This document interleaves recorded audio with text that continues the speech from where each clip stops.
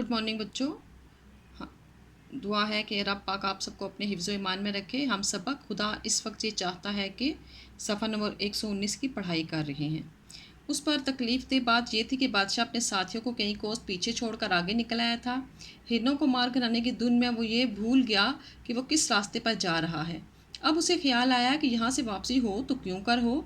सामने खारदार झाड़ियाँ थीं, जंगली दरख्तों के झुंड थे, दूर दूर तक रास्ते में कोई निशान ना था। इसने इधर उधर बहुत नज़र दौड़ाई, लेकिन कहीं भी कोई आदमजात दिखाई ना दिया। अब वो था और उसका घोड़ा। जब घोड़े की टांगों पर उसकी नज़र पड़ी तो ये देखकर धक से रह गया कि कांटों भरे जंगल में दौड़ते हुए वो बुरी तरह ज़ख्मी हो चुकी हैं और उनसे बेतहाशा खून बह रहा है। इसी हालत में वो घोड़े को दौड़ा भी तो ना सकता था। अलबत्ता उसे तसल्ली थी कि उसके नियाम में तलवार मौजूद थी जिससे वो वहशी जानवरों का मुकाबला कर सकता था। दिन ढल चुका था। उसने ज़ख्मी घोड़े की बाग हाथ में लिए उसे चलाता हुआ प्यादा पा आगे बढ़ा। झाड़ियों में उलझता, घने दरख्तों के दरमियान अपना रास्ता बनाता, जंगल के खूंखां जानवरों की धाड़ झनकार सुनता, उनसे बचता बचाता वो आगे बढ़ता गया। उसने 2 दिन और 2 रातें सफ़र में गुजारी और बिल आखिर जंगल से बाहर आने में कामयाब हो गया। उस दौरान उसने कुछ खाया पिया ना था। जब तक जंगल में था उसे खाने पीने का होश ना था। अब जो वीराने से बाहर निकला तो उसे भूख प्यास ने सताना शुरू कर दिया। प्यास तो उसने एक जोहर से चंद चुल्लू पानी लेकर बुझा ली, अलबत्ता भूख मिटाने का कोई सामान ना था। जंगल से निकल कर अभी वो 3 कोस ही चला होगा कि उसे लहलहाते खेत नजर आए। उसकी खुशी का कोई ठिकाना ना था, क्योंकि वह सुनसान और बेअबान से निकलकर इंसानों के जहान में आ गया था। मुसलसल सफ़र और भूख प्यास की शिद्दत के बायस उसकी हैयत बदल चुकी थी। दरख्तों और झाड़ियों में मुतवातर उलझने की वजह से उसका लिबास भी कहीं कहीं से फट गया था। उसकी ज़ाहिरी हालत को देखकर किसी को भी ये अंदाज़ा नहीं हो सकता था कि वो इस मुल्क का बादशाह है।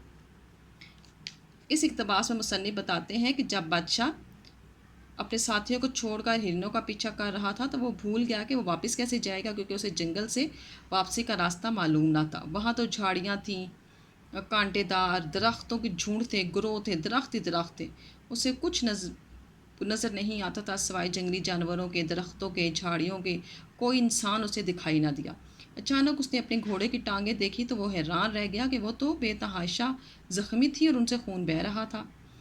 अब वो इस हालत में घोड़े को दौड़ा ना सकता था। बस उसे तसल्ली थी कि उसके पास तलवार थी और इस तलवार से वो जंगली जानवरों का मुकाबला कर सकता था। दिन गुजर चुका था। उसने ज़ख्मी घोड़े की रस्सी अपने हाथ में पकड़ी और पैदल ही चलता हुआ आगे को चला। झाड़ियों में उलझता रहा, दरख्तों में वो रास्ता बनाता रहा। जंगली जानवरों की उसे आवाज़ें आती रहीं। वो उनसे सबसे बचता बचाता 2 दिन और 2 रातें उसने सफ़र में गुजार दी और फिर बाहर आने में कामयाब हो गया। इस तरह उसने कुछ खाया पिया, ना ही उसे खाने पीने का होश था। लेकिन जब वो वीराने से बाहर निकला तो उसे भूख ने सताना शुरू कर दिया। प्यास तो उसने एक तालाब से चंद मुट्ठी भर पानी पी लिया था। प्यास बुझ गई थी, लेकिन उसे भूख बहुत सख्त लगी हुई थी। अचानक ही उसे लहलहाते खेत नज़र आए। वो बड़ा खुश हुआ और वो आगे बढ़ने लग गया। उसकी हालत बिल्कुल बदल चुकी थी।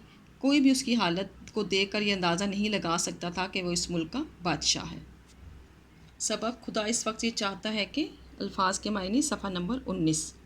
धुन, शोक, झुंड, ग्रोह, बेतहाशा, बहुत ज़्यादा, जोहड़, तालाब, हैयत, हालत, प्यादा पा, पैदल चलना, बदस्तूर, मुसलसल, खारदार, कांटों भरी, आदमजात, इंसान या आदमी, वहशी, जंगली, चुल्लू भर, मुट्ठी भर, मुतवातर, मुसलसल, ढल, गुज़र।